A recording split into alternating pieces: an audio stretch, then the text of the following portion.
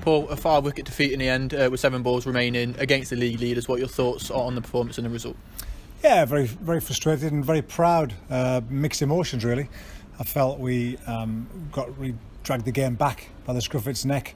Liam Livingston put a little gem of an innings, hit some big balls, some big boundaries, and the guys fought back well. We learned about taking the pace off, and we delivered some fantastic slow balls, and the spinners came on and really tightened it up. I thought Callum Parkinson tonight bowled as well and as cleverly as ever bowled, bowled beautifully. Aaron Lilly as well, the ex-Lanky lads in front of a home crowd and family and friends, so delighted for them.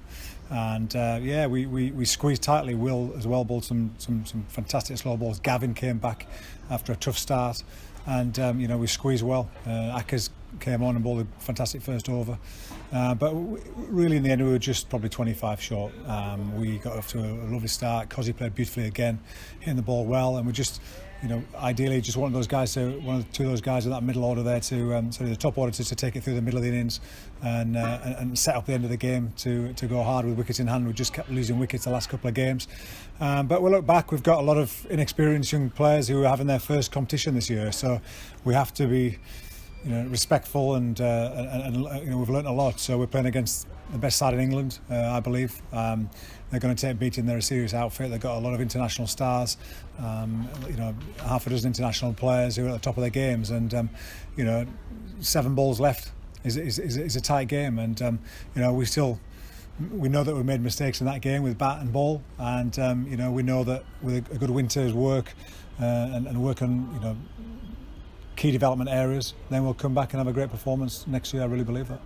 Yeah, it was a positive power play, similar to the Derbyshire fixture, but wickets just kept falling at key times. It seemed to sort of halt any momentum to go on and post that big score that potentially could have been posted. Yeah, he called it. We just needed a couple of partnerships. You need one big partnership and another. You need a 60-70 partnership, somebody to bat through and take it deep. Again, we just lost wickets in clumps, which was really frustrating, and you end up playing catch up at the end of the innings, which is not what 2020 is about. Delighted for Mike Cosgrove. He's played beautifully and hit the ball consistently well all year, young Harry Swindles started really well, and teams learnt how to bowl against him a little bit. I felt that, and people have there's that many stats and that many that much footage around these days. You've got to be ahead of the game, and that's part of being a professional. So Harry's learnt some great things about his game and T20 cricket. Young Benny Mike's come in and got a big player out at the right time for us, which was important.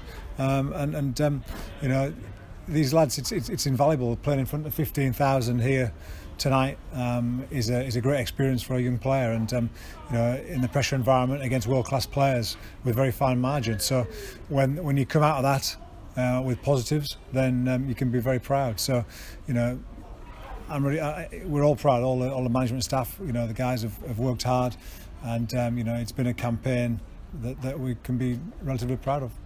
Defending the 142 runs posted in our innings, a mature bowling performance was needed, and a mature bowling performance is what you got, despite a few crossovers here and there, which I suppose is expected when you're playing against the likes of Lancashire. But how impressive was just that bowling performance as a whole?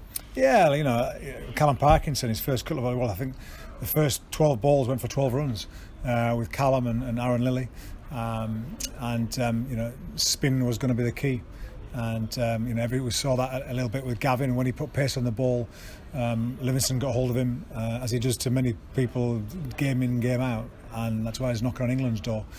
So it was about the smartness of slow balls and executing that, and we did, and we squeezed really well, and they were always just ahead of the game. Maxwell's innings was a little bit easier, because Livingston got him ahead of the game. It would have been really interesting to see Maxwell, because even though it was still a tight game, with 7 balls left, he was still ticking at that stage. There was times that he was close to throwing it away. I really believe that, and I think if Livingston hadn't played so well and got them ahead of the rate, it would have been a really good game.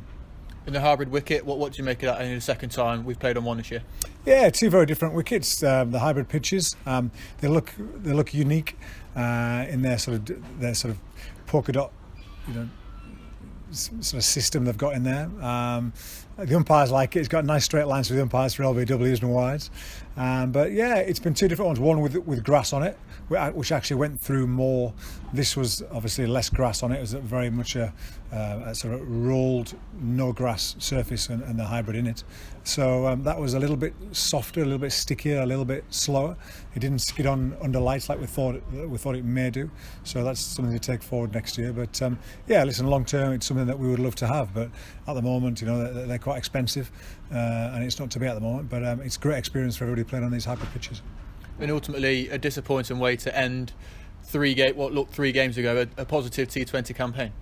Yeah, and that's, you know, quality shines through in the end, and you know, there's a lot of good players out there, and we've got a lot of youth, and a blend of youth and experience, and our youngsters you know, this was about learning this campaign. It really was, because we've got no overseas pros, and we've learnt a lot. So, you know, we went away from our plans once or twice, and we got hurt, and you know, it's about execution, about calmness under pressure, so many things. So we're really pleased where we are.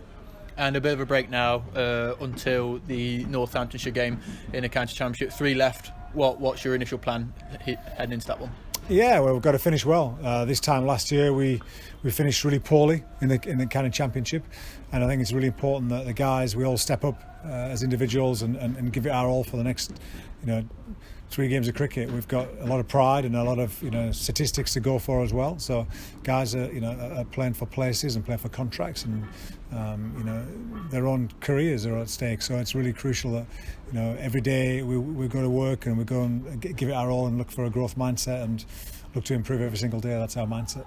And just building on the county championship, without Mohammed Abbas, there's a spot there for a young bowler to come in maybe and stake his claim for next season. Yeah, definitely, and that's where we are as a group. You know, there's a lot of senior players left the club over the last few years, and it's time to rebuild. And you know, that's a crucial part of the next 4 or 5 years. And you know, we've done some good things, but not just consistent enough. But you know, we'll come back strong, and we've got to finish this season well.